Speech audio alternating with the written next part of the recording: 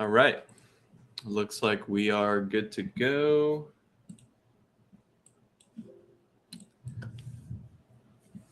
All right. Volume's Looks looking like pretty we are good. good to go. All right. So, welcome everybody. Thank you for joining. And as always, my name is Jared. This is Engineering the Markets. It is April 5th, 2022. And let's talk about last session. Let's talk about sort of relative location in the market. A couple of just basic, simple if-then scenarios as we are entering a new quarter. And some of the performance yesterday might be indicative of some positioning into Q2, along with we are at the end of the previous earnings season. There's really no more impactful earnings. There's not even really tradable earnings in the next couple of days. But next week, we will be kicking it back up with financials and banks coming out near the tail end of next week. So all in all, let's look at the S&P and let's talk about the move from yesterday. Last week, we did have our first sign of daily consolidation. And idea being pretty simple here, we had a day of rest, and that occurred on Wednesday. We had Thursday's session, which was the confirmed sort of change of the pattern of daily higher high, higher low, or balance type candles. And then, of course, we bottomed out on Friday with a nice bottoming tail into yesterday's session, which happened to be breaking the Friday high and advancing in the chart.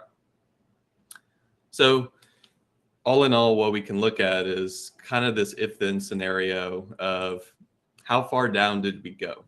And if we're measuring from the beginning of this move, basically when the bullish momentum came in the market, we can basically say we only retraced about 23-25% of the entire move. Fairly healthy, fairly normal drawdown. And if that level holds, if Friday's low holds as a swing low, then that becomes indicative of a very powerful looking bull flag.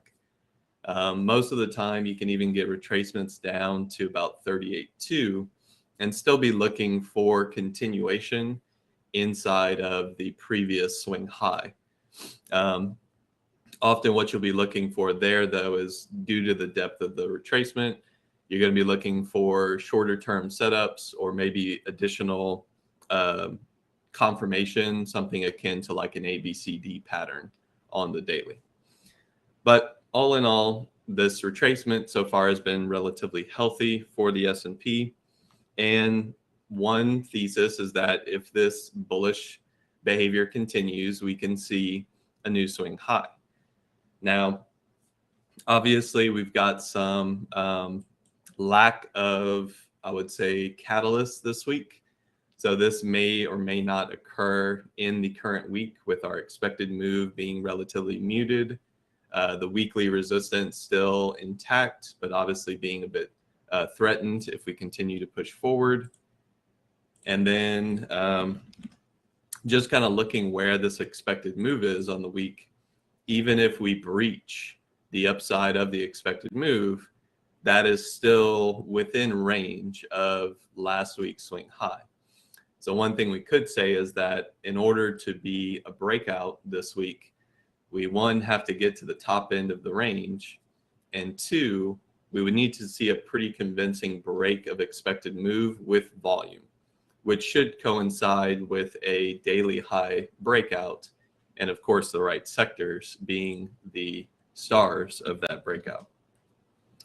So with the S&Ps in this location, as we move to the Qs, we can have the same thesis idea, but as I bring up things like our moving averages, we're still kind of knocking our head against the 200, whereas the S&P is actually using it as a bit of a lower bound support.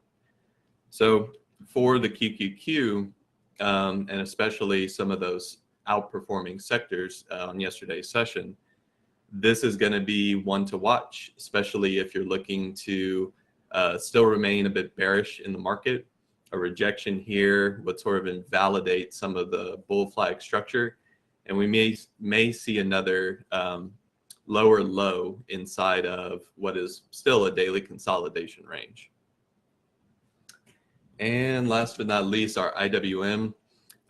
We had that initial sort of look above inside of our previous trading range.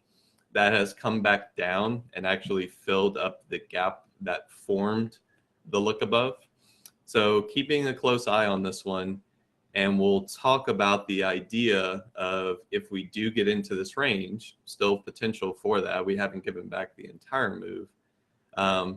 If we start to get into this range, once again, looking at those mid-range targets and even sort of assessing whether the IWM wants to become year-to-date green. Basically, is it going to be an outperforming or a green index for the year? Now, some things to consider from yesterday are kind of baked into what sectors performed. As I bring up Trading Terminal here, we can get a very clear sense of where the market was focused yesterday. If you noticed during some of the morning trade with Andrew and myself, we were looking at very strong upthrust and just performance in general inside of the NASDAQ. And that is conducive to the sectors that were green on yesterday's session. We had a lot of strength in communications.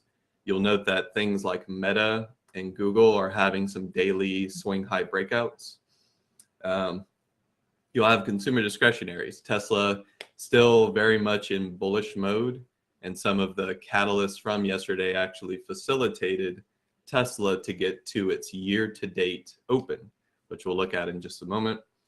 And then technology. Now, Apple and Microsoft are still our big players there.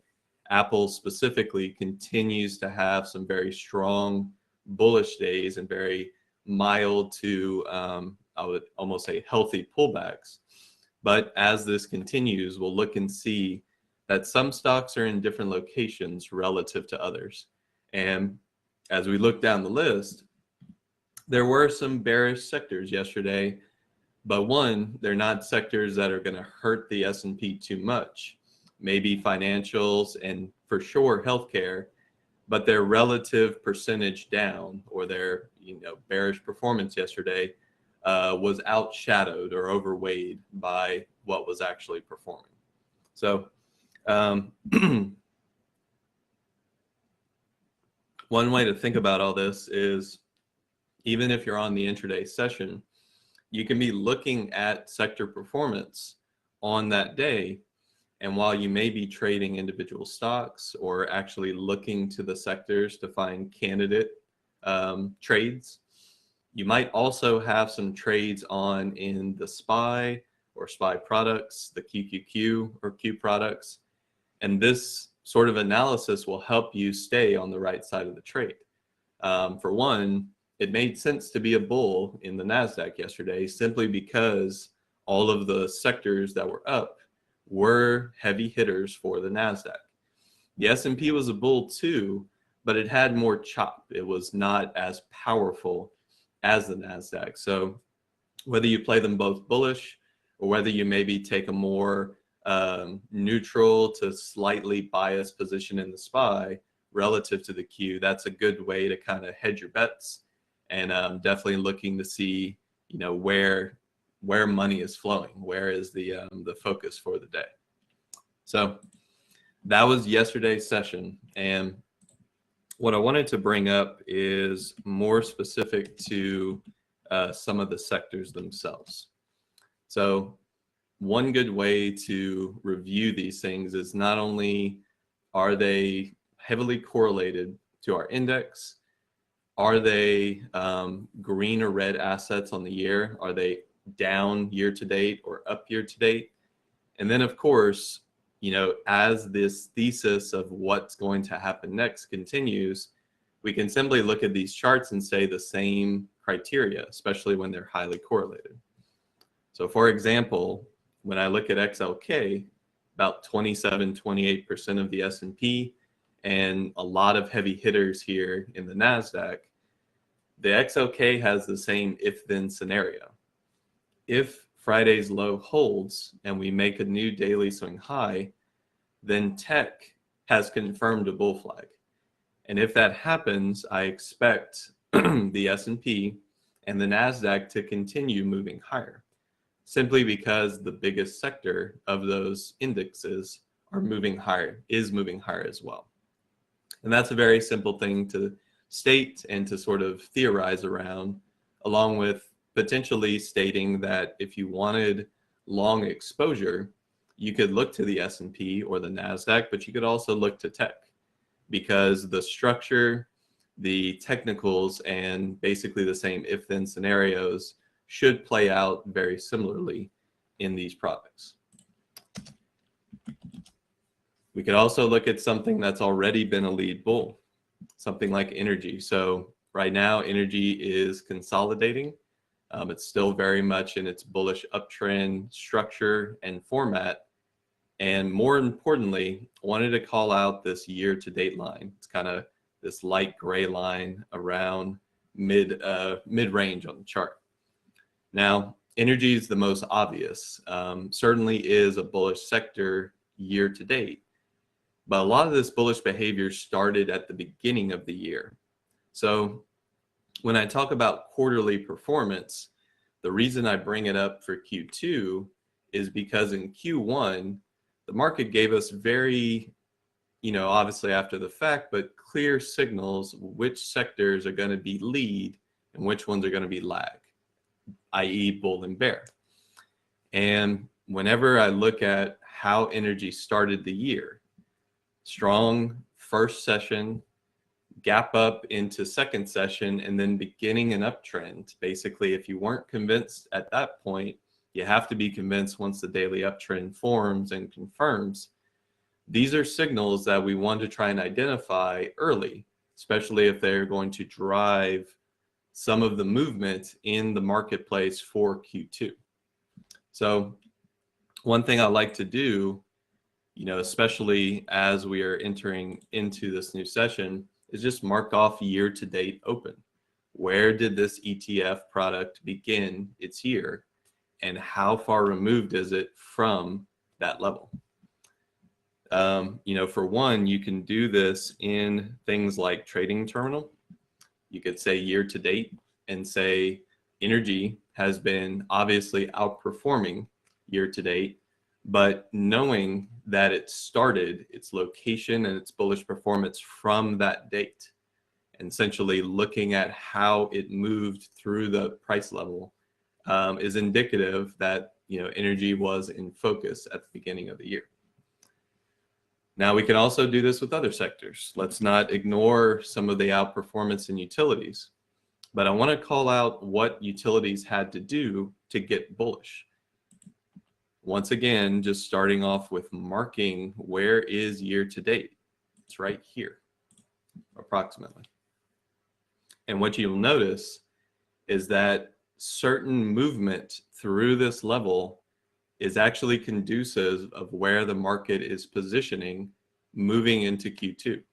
So for example, utilities took it on the chin, just like most other sectors. It actually had the same correction in the market. It went down approximately, in this case, about 10%. So it had a decent little corrective wave. But bigger picture, we knew about this channel structure in utilities. And as it bottomed at the lower end of the channel, not only did it get to the top end, but on this top end channel attempt, it broke out.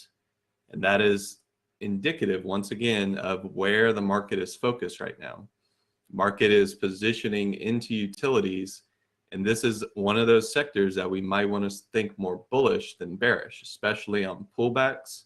We'll want to be looking for trend scenarios and basically getting into a potential uptrend that is obviously advertising itself through year-to-date performance and through the fact that this is one of the only sectors that's at a new all-time high as of last week.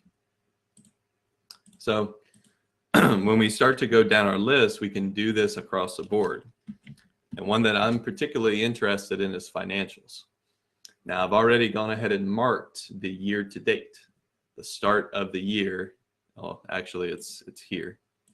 So I was a little, it's a little off, but I did mark the gap. Okay. So here's where financials started on the year. Now, financials have been up and down this year. We've seen moves through this level. So, you know, theoretically, this could continue to happen. We could see basically periods of boom and bust inside of financials as each month continues.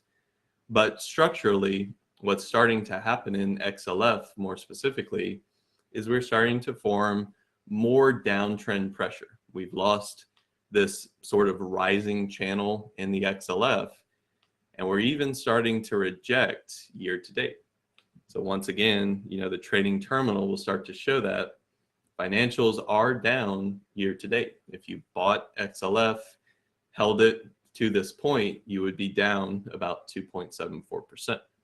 So what this is showing, once again, is while financials might underperform based around this particular price level and the technicals that we're currently observing, it also might be something that requires active maintenance. So as a trader, I might come into this particular product and say, I want to be a bear, but I want to be a bear in a smart way. If I'm going to be a bear, I need to have a level of risk. In this case, I would identify something like the most recent swing high.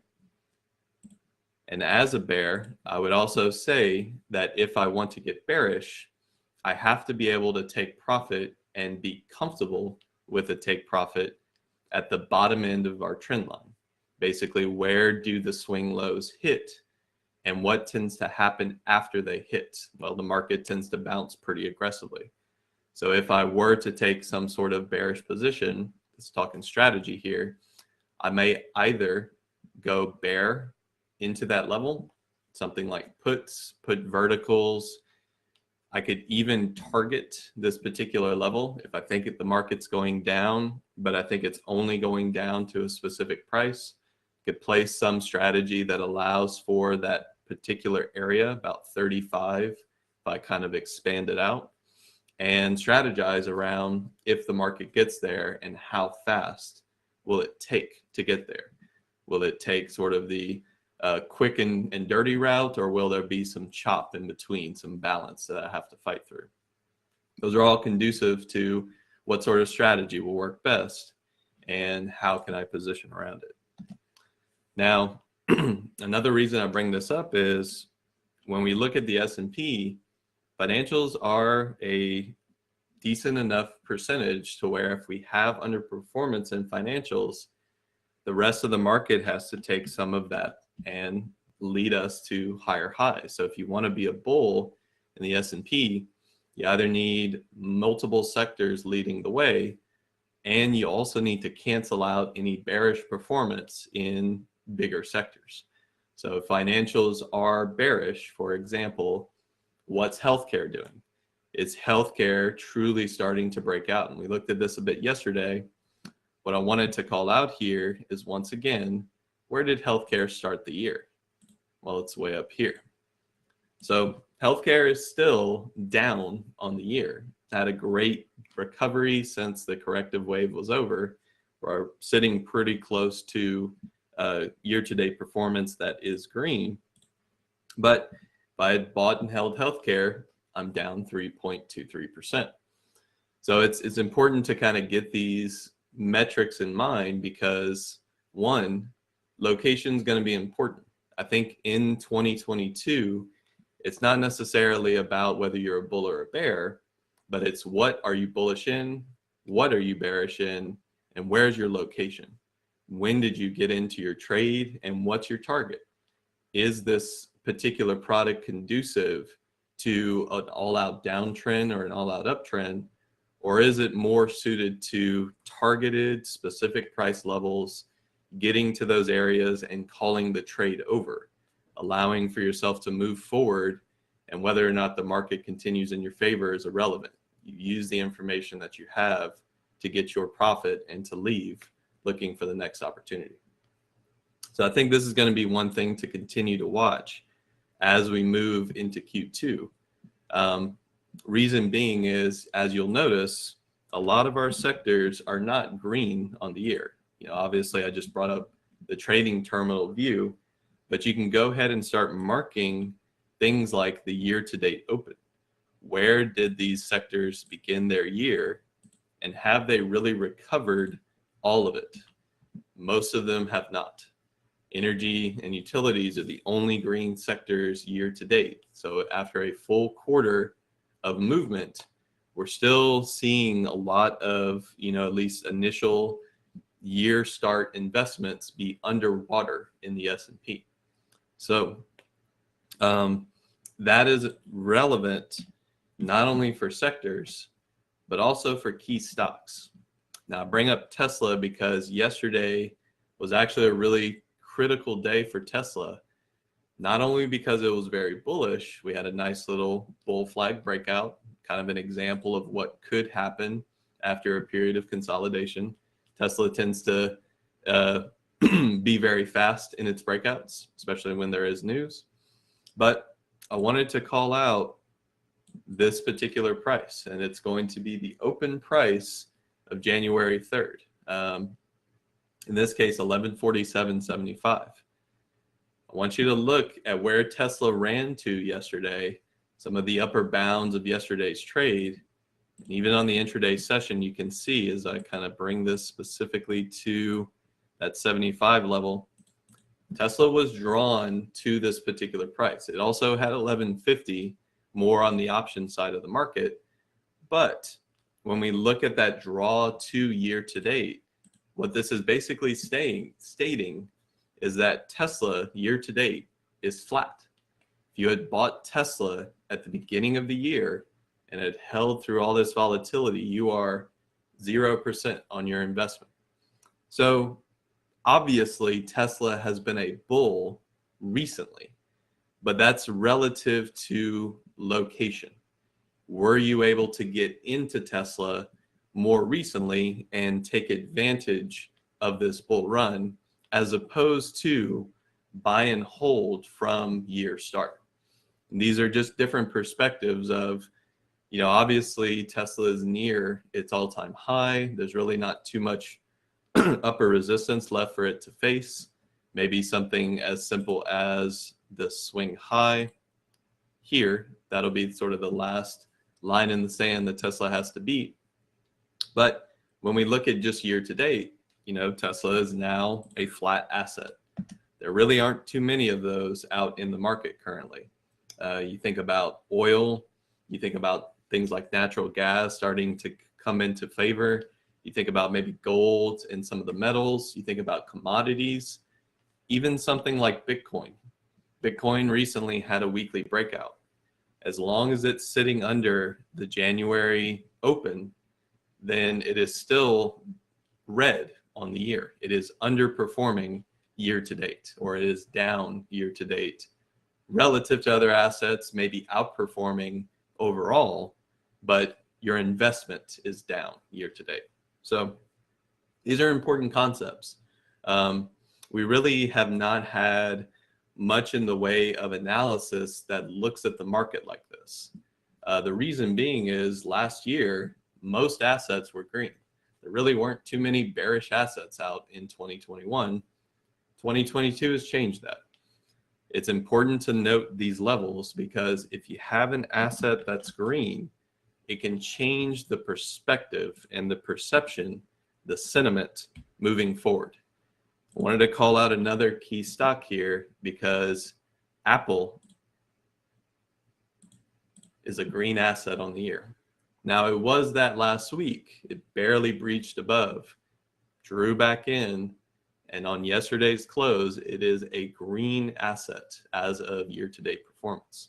So these are one of those moments in time where if Q2 is going to be focused on assets that are outperforming, i.e. strong assets getting stronger, and bearish assets potentially getting worse, that's conducive to some chop in the indexes. If we're seeing assets that have corrected start to become back in favor, one thing that can give you a guide is whether or not they're green on the year. We have two that are basically knocking at the door. A lot of them are not even close, but location is important as well. If you had been a bull in Meta at the right time, and all I'm doing here is drawing a very simple trend line. It's simple analysis here. When did Meta get bullish? It got bullish on this day because we broke away from the downtrend line. And from that point, Meta really hasn't looked back. So that's obviously very bullish in that time frame for the S&P.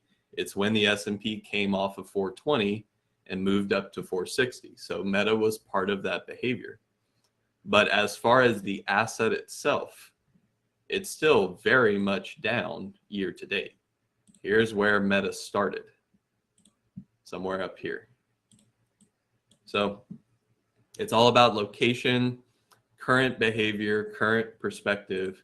We can even look at some of the things that occurred yesterday. Let's talk about Twitter. Twitter had a really strong day yesterday. Might have been a little challenging in the morning, but very strong day. Guess what? Twitter is a green asset on the year. Here's your year-to-date line, and here is the open. So, whatever happens next, Twitter could draw back in, maybe kind of back test this area a little bit. Kind of went pretty far, pretty fast on the news. But year to date, if you've invested in Tesla, guess what? You're up in your position. Those are important concepts for investors. They like to see their portfolio moving in the right direction. And like most traders and investors, we're all human at the end of the day. Perspective is important. Sometimes money can be dead for a while, even though the asset itself is technically becoming more undervalued. If it is truly a stronger company or something like that, perspective and location still matters in the short term. And that's where we're looking at, potential for these stocks to get back into periods of outperformance, or are they simply just kind of tracking with the market? Up moves in the market lead to up move in these stocks. Down moves might lead to fresh fear lows and potentially more downside yet to come. So with all that said, my name is Jared. We're going to take a little bit more of a look at the sectors starting tomorrow. I'll talk about the market and business cycle a bit more. Some of it's been covered, but I'd like to expand on it a little bit. We'll also kind of relay this into some of the most recent yield curve discussions, what I believe is going to be sort of some headwind and tailwind for certain sectors, and how historically are those sectors going to perform in an environment that we're experiencing.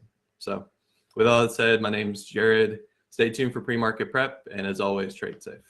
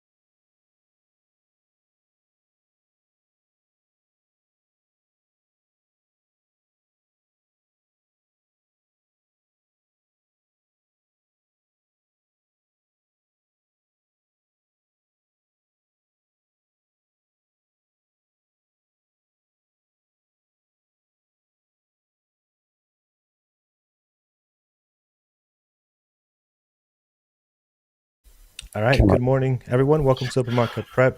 I hope everyone's having an amazing morning. Good morning, Norm. How are you doing today? Hey, good morning, brother. I'm doing well. How are you? Doing good. Doing good. All right, guys, let's get to it. Let's see what some of the stuff we had on deck yesterday, starting with Twitter, which at the moment, by the way, is going just insane. Nice little squeeze happening now over on Twitter this morning. Let's get to the 5 minute. Just here it is, looking to get back to 54. So really taking off here. And yesterday, if you look at yesterday's action, let's look at our 5 minute. Again, with everything going on, it actually took a They just had bit. news drop Yeah. that they just had a SEC filing that amongst other things, Elon's gonna have a seat on the board. So Oh, yeah. Yeah. some there were some other agreements. It was somewhat complex. It just happened like 2 minutes ago Hmm. that it came out. So don't have he's not supposed to become the beneficial owner of any more than 14.9% of common stock.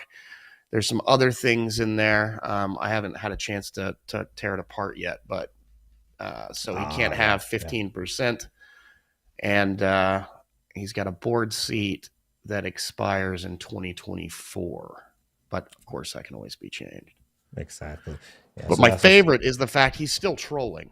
Um, yes. he put up a poll 11 hours ago, and it says, "Do you want an edit button?" The I responses saw that. are yes and no, but YSE and ON, like, misspelled on Yeah. purpose, in case you wanted to edit that or whatever. And somebody said something about, if it was editable, the problem would be that if it goes viral, they could then change the tweet to something that wasn't at all. Scroll down just a hair on that. Okay, see, nope, you were there. Keep going down. Hmm. Liz Wheeler, Yep. that they could then change it. And so then the next one, this Boz, that is the chief technology officer of Meta, says we fixed this on Facebook a long time ago, just blah blah blah. And then scroll down a little bit more and His click that show response is, replies under yeah, his his. response is Elon Facebook gives me the willies. you Still cannot make trolling. this stuff up, man. No, it's awesome, man. It is the best. Oh, it's good Uh stuff. Great stuff. So again, here it is, guys. Twitter definitely in play today. Again, 6 million shares of 5.6. We'll be looking at that shortly. Let's take a look at some of the other stuff we had on deck. We had Neo also, which was a little on the choppier side. Was not really great. Here's Neo's action. So again, not the best there. Then we had Baba, which also a little bit choppier in the morning. Did get a breakout later in the day, but for the most part, very choppy into later parts of the morning actually. Oxy was sold off real nice yesterday. So again, Oxy continues to be in play. You really gotta wait for the market open for Oxy. At the pre-market, you're not getting a whole lot. But in the market open, you're getting quite a bit there. Here is Apple was beautiful yesterday, guys. Just an incredible breakout. You can see a nice continuation there. Very, very strong. Starbucks was not bad actually. Did take a bit to get to sell off here. Didn't do it with a lot of volume, and that was one of the issues with Starbucks. You don't get the great volume on it. And then we had Roku, which again started to get going a little bit before we went live yesterday. And then you can see here it get a little pump, but nothing crazy. Again, I think a lot of us were just paying attention to Twitter yesterday, and today it looks like we're going to be looking at it again for sure. For sure. Um, let's take a look at our overall market news. Norm, what do we have coming up for today? Oh yeah, we just had some trade data come out. 9:45. We've got global market services PMI and ISM services index at 10 a.m. Some Fed speakers sprinkled throughout the day. Um, you know, as always, we're going to have some stocks in play. Outside Yeah. of that, our gappers list is relatively small and predominantly garbage, and Hmm. we'll Hmm. touch on those in a moment.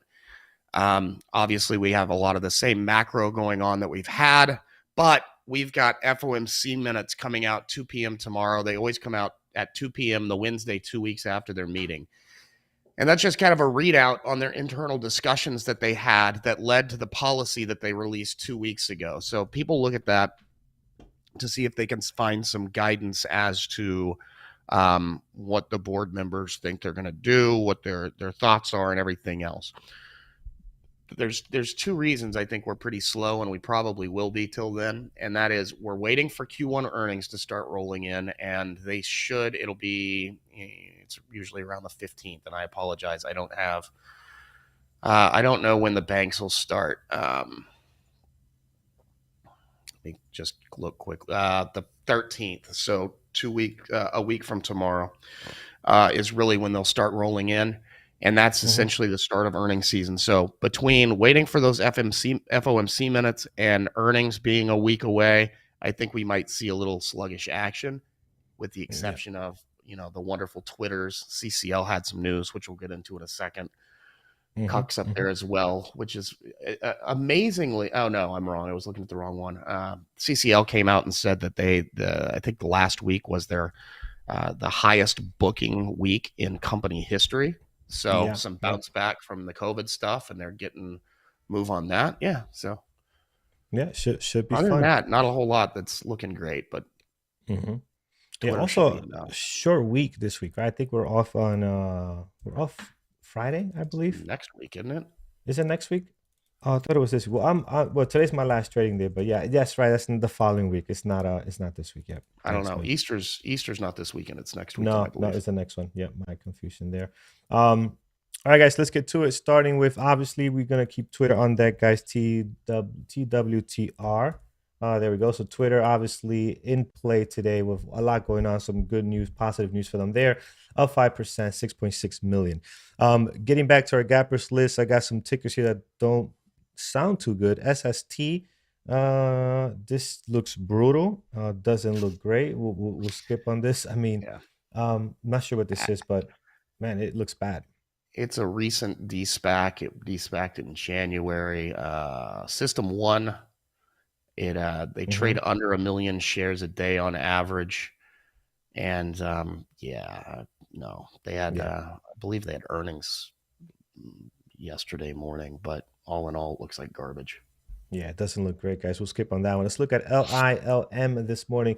Lower price stock, which I'm not a fan of. Up 6.8 right now, 1.3 million. Garbage.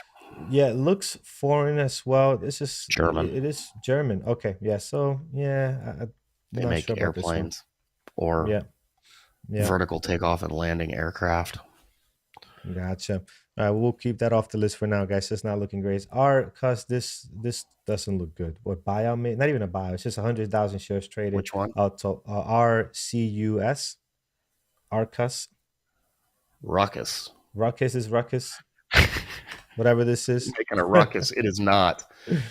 It's a biotech. This one just popped up. I guess they're joining S&P Small Cap 600, and so they're joining a index nobody looks at. So it's popping like that because there will be some funds that are forced to watch it or buy it, but not looking good, guys. Definitely not something we want to have on our list. BTU, we've seen quite a bit on our list. Doesn't trade very well. So again, I'm not a fan about keeping this one on here. Coal. Which was this? It's coal. Peabody Energy. It's a coal play. It's tied to the Russia-Ukraine deal, a ban of Russian oil and all that stuff. So again, not ideal, guys. It doesn't trade very well. We'll take this off. We'll put that on the list. Twitter, we do have, and here's CCL coming in with CUK, which is a different share class, but we do have CCL. And as you mentioned, Norm, this will be in play today. Good news for them. Being able to do a record booking there. Was it last week or just yesterday? Just one day yesterday? What's that? Well, what was the record? Was it for the week or just last week? Last week? Okay. So that's good news for them, guys. They got 1.1 million shares traded, which is decent. That's the type of volume you want to see on CCL early on. So that looks good there. Most in play, I've seen that in like a year. I'm telling you, I agree with that because the few times that it's been up here, it hasn't really looked great. It hasn't really had the volume. Today they're looking really nice. NCLH this morning, they are, I guess, sympathy play here, up 4%. But you could tell the pre-market action is not doing a whole lot for them. So I'm going to stick with CCL for now. Mara this morning is up 2.2, 124,000 shares traded. So again, I haven't had any luck with Mara. I haven't traded them, but I haven't had anything that looks great on it. So I'm gonna keep it off the list for now. Their daily looks good for a possible breakout. Not sure what Bitcoin is doing, and this is the only one on here. This is well, no, yeah, it's because it's not an overall. They had some Oh, news okay. of intent to transition to their Montana Bitcoin mining operations to more sustainable power sources, which might encourage, I guess, the ability for some ESG kind of investment that wouldn't previously be able. But all in all, it's 124,000 shares. When these guys are in play, they trade a lot more volume than that. I agree. So positive news for them, but yeah, 125 is just not going to cut it, guys. So we need more from them. Um, Maybe we'll put them as a possible. Let's see if they can pick up that volume, but yeah, 125 is not good. All right, you're right, Norm. There was not a lot on here. We picked off three, and one we knew about because yesterday Twitter, obviously, but not a whole lot at the moment. And gapping down doesn't look any better. LGVN low flow down 6.1 at the moment. Again, just not looking good. The fun might be over on this, so be very careful with this one, guys. I just don't see anything great at the moment, especially with these lower flow stocks. Once they start selling down like this, they could be very, very dangerous. So careful on that. VTNR here, they've been on our list quite a bit. We saw them on the list. Was it yesterday or the day before or last week? I don't remember, but they don't trade well. They're very spotty, very light volume. So again, not a fan of that. TTE this morning, these guys, also not looking great. Foreign Total. Yeah, not looking great at all. Horrible pre-market action, not great volume, so we'll skip on them as well. Wow, we need some serious help this morning. Only Twitter, CCL. Oh, there goes Twitter. Twitter is looking to break out up to 24. So again, they're really, really heavily in play this morning. Norm, anything you like on your end? Low float. Use caution. It's 2.25 million shares on Finviz. SBFM. SBFM. Yeah. It's a biotech that had some news this morning on an potential cancer treatment. Looking good on volume here, guys. They have 19 million shares traded. Positive news on it. Yeah, this looks nice. Up 150% almost here, guys. So again, use caution as Norm mentioned, but definitely one that's heavily in play this morning. All right, a few that we'll be looking at. Apple, of course. We'll be looking at Apple this morning. They're not doing a whole lot, but it's always a good indicator to have on there. I love their daily. You know, they had two red days in here. Since then, have bounced pretty nicely here. So this daily going back against this 180, roughly this 180 area we've been talking about all last week as well. We'll see what it does, but really like this one. Again, not doing a whole lot right now. I see that, but that can always get going. All right, let's take it to the room, guys. What do you guys have this morning that you like? We'll start with Fabio. You're giving us a few Neo, Apple, and Oxy. We have Apple. Let's look at Neo today. Neo at the moment. What's going on? If I could type. There it goes. Neo right now. They got good volume, 1.3 million shares traded, so that's good. The daily looks interesting. Yeah, this could be okay. I mean, they were all right yesterday. We'll see. The volume is there for sure. I like what's happening here. Pre-market action, you're seeing some activity. Just can we get going here, right? We're just kind of hanging out here at this level of prior support. So yeah, it could be interesting. Maybe not a main one, maybe more of a possible, but definitely one to keep an eye on. Heading down, Oxy. What is Oxy doing? Oxy was good yesterday, had a nice sell-off. Can't go too much off their pre-market, guys, because you know how bad their pre-market can be, and they still could put in a really good day. So I'm going to put them as a possible for now. They had a nice sell-off yesterday. I expect them to continue to be in play with everything going on. Although their daily looks horrible, their daily just seems to just kind of wrap itself around this previous day close. Up and down above, you know, it doesn't get away from this area. But at the bell, you are able to get a couple of pops and drops on it. But again, it's just one of these stocks that the daily started to look pretty nasty compared to what it did a couple of weeks ago when you were actually getting some movement. Now you're just kind of chopping around in this area. Heading down, Lee. What do we have on Lee here? Not a great pre-market action. They got an upgrade. Okay, we'll have to see after the bell. I agree with you. Right now, pre-market's not doing a whole lot. Maybe after the bell, something can get going here. But right now, looking pretty quiet for the most part. Dan, maybe a possible? to check out later if anything gets going. DWAC, well, yeah, I'm sure DWAC is taking a hit. We spoke about this yesterday, right? This is the platform that that was kind of trying to compete with Twitter. But again, Twitter doing well is causing issues for these guys, and they're dropping 6%, almost 100,000 shares traded. They trade very thin, guys. That's my issue with this one. So if you are going to be jumping on this, just be It's very volatile careful. for sure. Yeah. Yeah, it can move very aggressive, very thin on volume. Just be mindful of that. On short selling restriction, but we do have shares for short. Just be cautious with that. I'm not going to add them to my list. I'm not a maybe, I'll put them as a possible because I know they are in play, no question. Just be careful. Billy this morning. Let's take a look here. Billy right now, what do we have? So Billy's pretty active at 206. They're down 1.6. Was in the green early this morning. Managed to get into the red here. I'm on the fence on it. We'll come back to it. Possible for now. We'll come back to it. And with that said, just want to see how my other Chinese stocks are doing. We'll look at Baba.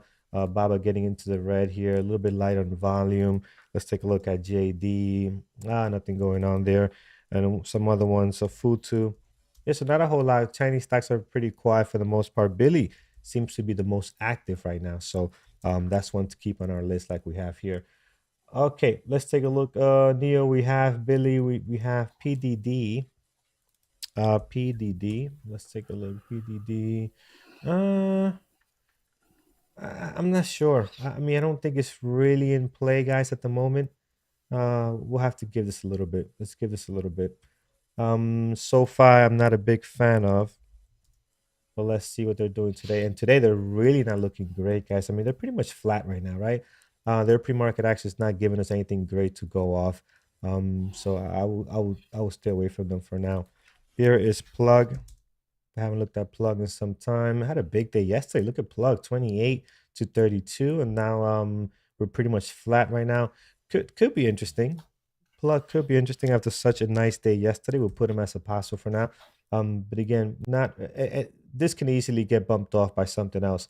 It is definitely not great, but we'll keep it on here, see if we can if we find something better, we change it. Oxy 60 minute looks great. I'm sure their 60-minute looks great, but their smaller time frames are not looking good right now. But that's okay though. Oxy, as you know, for example, look at it yesterday. I'll give you an example yesterday. Not a great pre-market activity, right? Look at the market open. You did get some volume here, a nice little drop in continuation. So again, don't put too much weight on the pre-market. The after the bells when you're really going to get some stuff going there on Oxy. All right. What happened? Oh, there it is. Twitter. Yeah, we have Twitter on deck. I can't imagine how much people made the. Yeah, Twitter, man, it's looking really strong. I mean, they got some really positive news, right? Starting with yesterday, and now with the confirmation today, this thing is really, really going. Won't be surprised if it reaches 54 before we're done with the pre-market here. So again, they got a lot of positive news. We'll see. We'll see. Nice pop today. They're up already 6.4, and yesterday we're up like they finished the day like 28%, almost 30% up. So again, Twitter doing really good stuff right now. We'll be looking at that one. My concern with this one is that we might get some chop at the market open just with the sheer amount of volume we're gonna get here. We'll see. We'll definitely see. Like we did yesterday. If you guys remember yesterday, it was a little bit choppy at the open, right? Just couldn't get going down here. See, let's look at this wicks, right? I expect some of this today as well, and then it'll settle down. It'll do its thing. So we'll see. All right. Anything else, That's guys? easily explained. Psychologically, if you break it down and think about it, it was up 20-25% roughly. People that have been in that for a while, I mean, maybe had a $50 price target. They could have had orders already there sitting ready to sell. Hell, they could have been asleep and not even known the news and had orders, Exactly. at orders to sell the position they took up months ago at Right. $50. Right. I mean, think about it, guys. Elon's tweeting again. We're back in the Twitter game, dude. Oh man, We're back in what is our friend 2018 saying? when a tweet could drop at any time and move things. Of course, it's really just one or two tickers, but instead of the whole market just reversing on a dime. But crazy. It's gonna be fun. I don't know. I haven't seen it. They read it out on Benzinga Squawk, but I haven't seen it yet. This is I turned comical. on I turned on my alarm for him. You know, my alarm, so I should be getting an alert. Notifications, Oh, yeah. you have to, because he's gonna be fun. So Twitter here, guys, taking off, looking to head to 54. Not sure what the man tweeted, but obviously he's gonna be having some fun with his new toy here.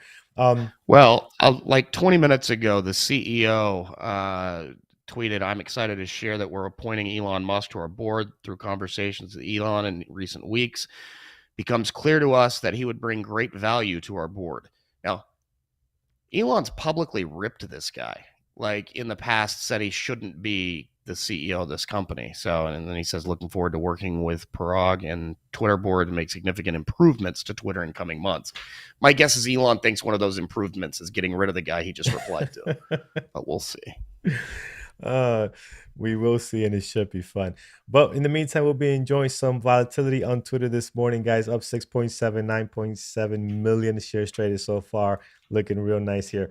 Let's go over to our YouTube friends. What do you guys have this morning? Neo, we have on deck 1.3, up 1%. That is good to go. ATER, what is this? ATER, let's take a look. No, that's the wrong one. ATER. ATR, I mean, it's lower price this morning, up 8% right now. 7.5 million shares traded. I don't know. The pre-market doesn't look great for me, price action wise, especially for a stock that's trading below $3, right? Is it a low flow too? What is this? ATER. It is not a low flow, sitting at 44 million. Yeah, it had a big day yesterday on the daily, took off here very early on. I'm just concerned with the price action on how this is going to trade today. You don't have shares for short on it. I'm not a fan of these lower price stocks that are trading like this, especially if they're not low flow. Like, I'd rather watch a lower price stock that's a low flow that I know you need to get the volume like we're getting here on SBFM. Look how beautiful these candles are forming with good volume, good order flow. You're not getting that on this one, on ATR. So just be careful on this. Be very, very careful if you're going to be trading that one. Snap and Spotify or Shopify. Snap this morning. No, Snap is really quiet. Really, really quiet. I don't see anything going on here on them. So they're daily, again, just trying to break out of some areas of consolidation they had in the past. They're between 37 and 35, but for the most part, not seeing a whole lot. Shopify, guys, this stock is so difficult to trade. I think they had news also. I think it was a downgrade or an upgrade I saw. But either way, they're just so difficult to trade. So I won't be putting them on my list. Very, very light on volume. I mean, these guys, $700 stock trading. Yesterday, they traded 2 million shares. 2 million shares. I mean, just look how choppy and spotty this is. I just don't know how you can intertrade that. So be very careful there. AMD, let's take a look. AMD this morning, they are AMD. No, not really in play, man. Pretty flat, no volume right now. So I'll just keep them on the side for now. Not really much going on. I do have Apple here. They're also not heavily in play. I just like the daily so much on this one. I expect that we'll get the volume at the market open, and hopefully we can run up towards this 180 if we're going to be on the upside for today. So we'll keep a close eye on that. All right, that's all we have. So we're covered on YouTube. Guys, on YouTube, thank you so much. We reached 60,000 subscribers yesterday. So that was 60K yesterday. 60K, man. That was a pretty cool. So thank you for that. Hit that thumbs up. Consider subscribing if you haven't done so already. We appreciate the support very, very much over the years. So thank you, guys.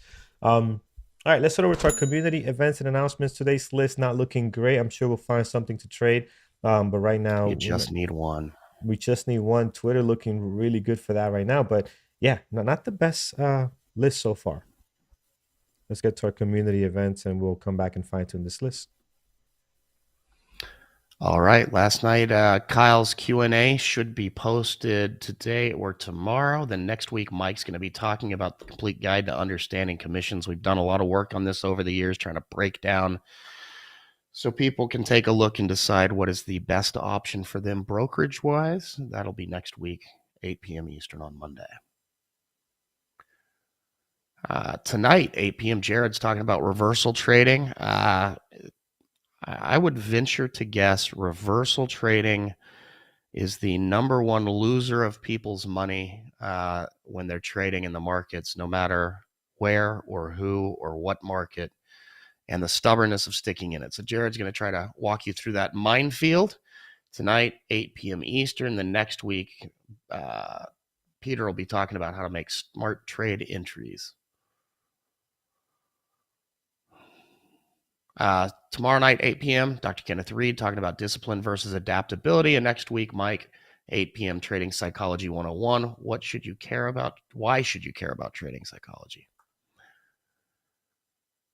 All right. Mentorship on Thursdays at 11 a.m. And then 4 p.m. Ed, 8 p.m. Thor. Don't forget about stocktradingsimulator.com, our free web-based trading simulator that we have developed and continue to improve. Yes, some people mentioned it wasn't working on Sunday. I believe the bug is worked out. Shouldn't be having any more issues from my understanding. Harry. When Harry speaks, I listen. He's a good guy. Yes, You're is. ridiculous. I love it, buddy. You'll have to pull that one out.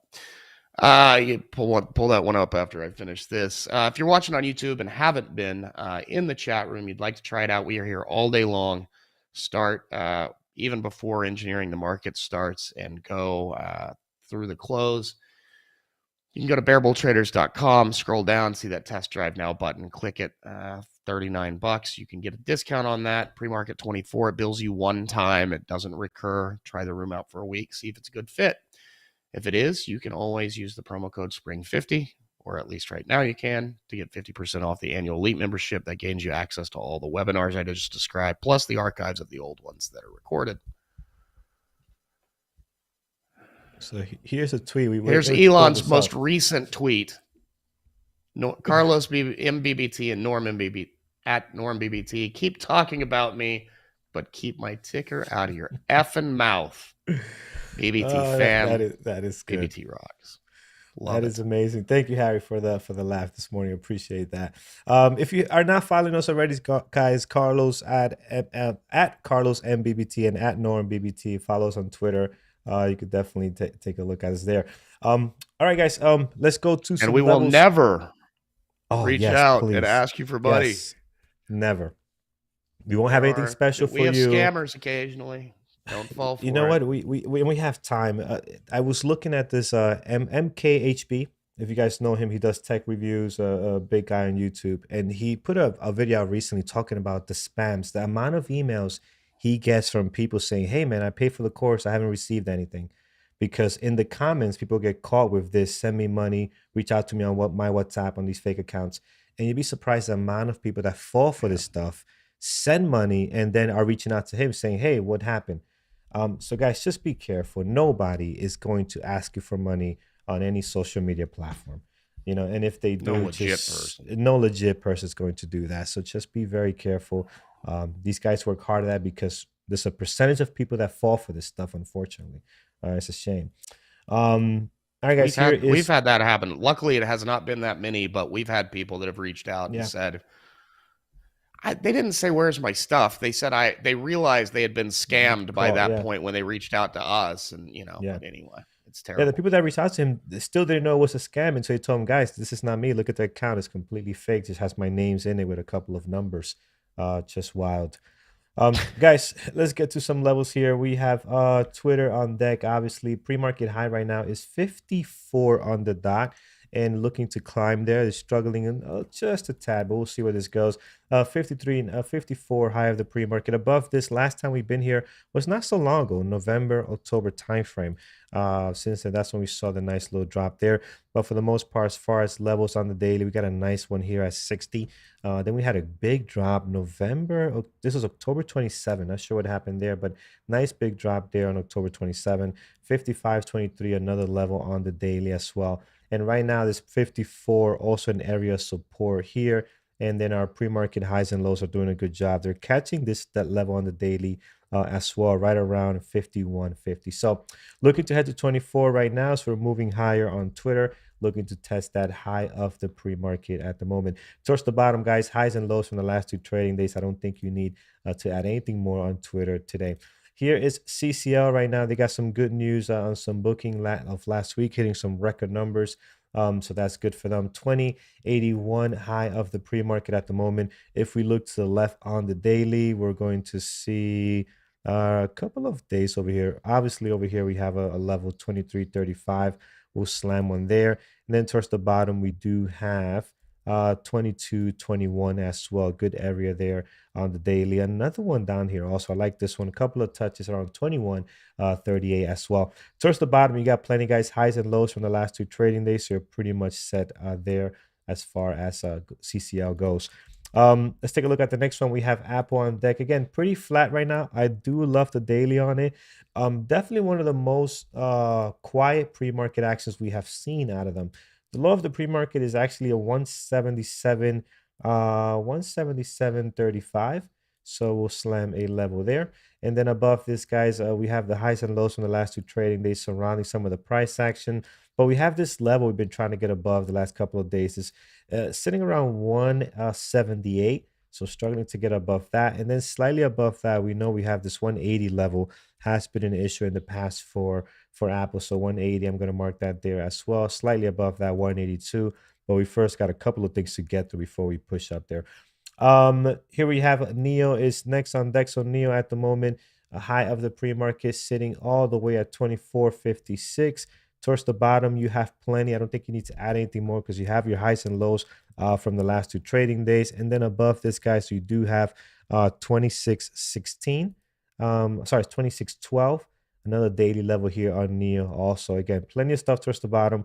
We'll see if Neo can get going today. It has an active pre-market activity, but I'm not sure. It's just kind of stuck within the range here. It looks like it wants to go back to the previous day close, which won't be as fun. I would love to see a breakout back up to 2456 and higher. But we'll see what Neo does today. The volume is there, 1.5. Just doesn't look all that explosive at the moment, or at least showing a little bit of weakness at the time we're looking at this.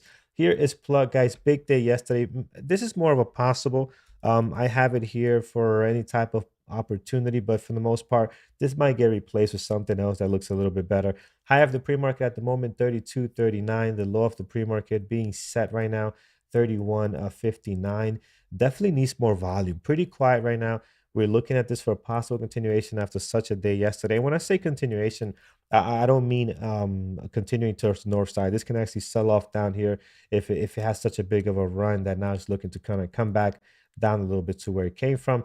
So 29.94, another level on the daily as well. A lot of resistance and support happening here on a Plug. So you can see that there. All right, so we are all set, guys. We have Twitter. We have Twitter looking to get to that 54. We have CCL with some good volume, looking to reach that pre-market high as well. We have Apple, we have Neo, and we have Plug on our list so far. A couple of possibles, Oxy. We'll wait for the market open for this one. Right now, it just looks horrible, but you know that can change. Mara's not doing a whole lot. They got some positive news. We'll have to see how that plays out. Here is Lee. Lee, extremely quiet right now. We'll have to wait for that a little bit.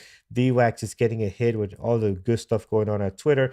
It's not good for them. And then here we have Billy, also pretty quiet right now. We need to give them a little bit more time to get going. I see some of our moderators are throwing out their list. We'll take a look at that in just a second. Before we do so, guys, we have a little time. Any questions that we can get into this morning with you guys?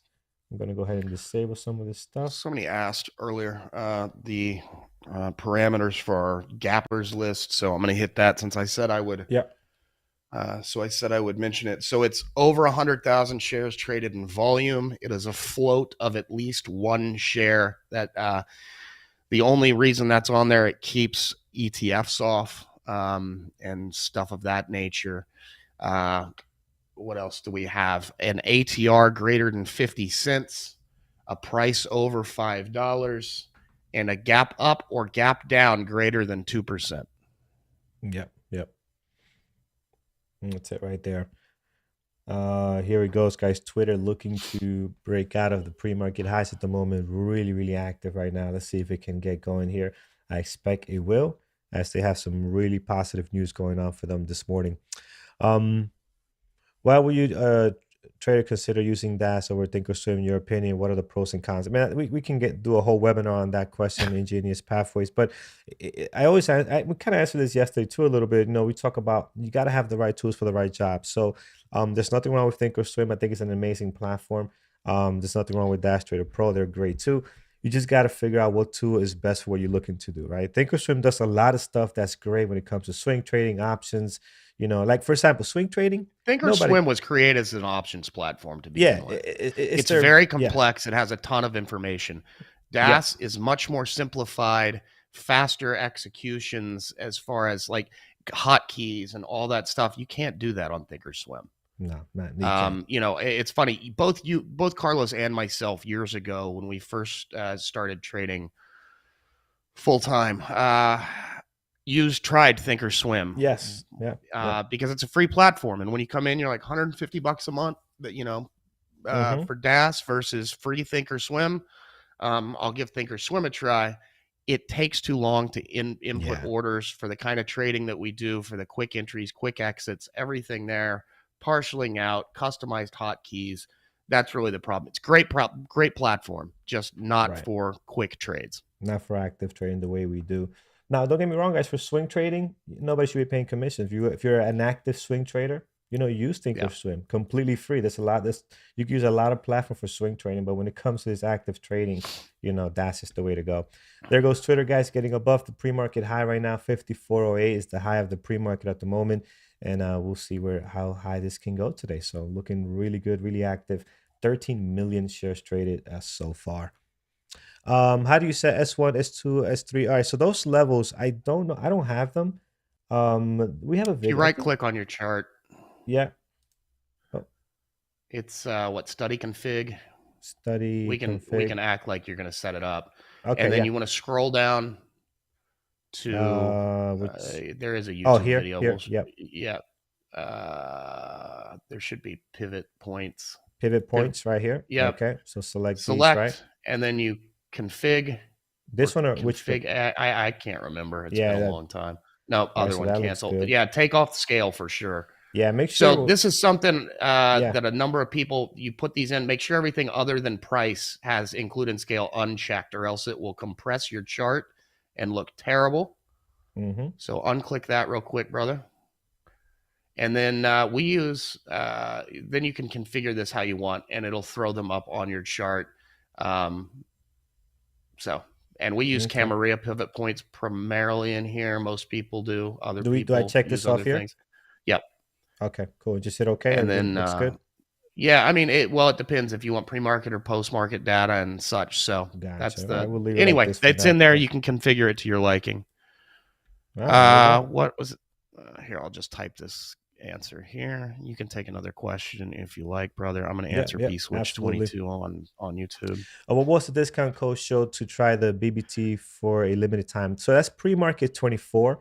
You can try that out, and it will give you access for 7 days to the chat room.